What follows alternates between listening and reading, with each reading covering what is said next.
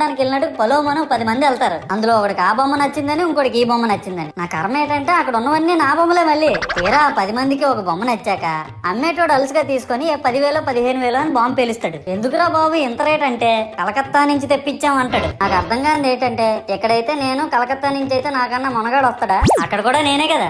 ఇలా నన్ను బజార్లో పెట్టి బేరం ఆడి నా మొహానికి ముసుగేసి వ్యాన్ ఎక్కిస్తారు. ఆ వ్యాన్ డ్రైవర్ గాడు నేనున్నానని కూడా చూడకుండా ఏదో ఆలోచించుకుంటూ డ్రైవ్ చేస్తా గతకల్లో గబ్బి గుబ్బి మని తించేసి నా కాల్లో చెయ్యి ఎరగొట్టేస్తాడు. ఈ విషయం చందాలు ఇచ్చిన చిన్నోళ్ళకి తెలిస్తే మళ్ళీ ఇరిగిపోయిన బొమ్మ పెట్టకూడదని ఏ బొమ్మ రాసి కవర్ చేసేస్తాడు. సరేలే జరిగిందేదో జరిగింది, నా భక్తులే కదా కూల్ బ్రో అని చిల్లయ్యే లోపు నన్ను పందిర్లో పెట్టి ముసుగు తీసి నాకన్నా పొడుగున్నే సౌండ్ బాక్సులు 2 నా చెవులు పక్కన పెట్టి డీజే గణేష్ బ్రో అని చెప్పి నా పాటలను కూని చేస్తారు. సరేలే పిల్లలు కదా ఇప్పుడు కాకపోతే ఎప్పుడు ఎంజాయ్ చేస్తారు, కాసేపట్లో పూజ స్టార్ట్ చేస్తారని వెయిట్ చేస్తా ఉంటే ఆ 5 రూపాయల వ్రతకల్పన బుక్ చూస్తే అది ఎక్కడ లేని కోపం వస్తుంది. ఏరా నాకు అర్థం కాదు, ఎన్ని సంవత్సరాల నుంచి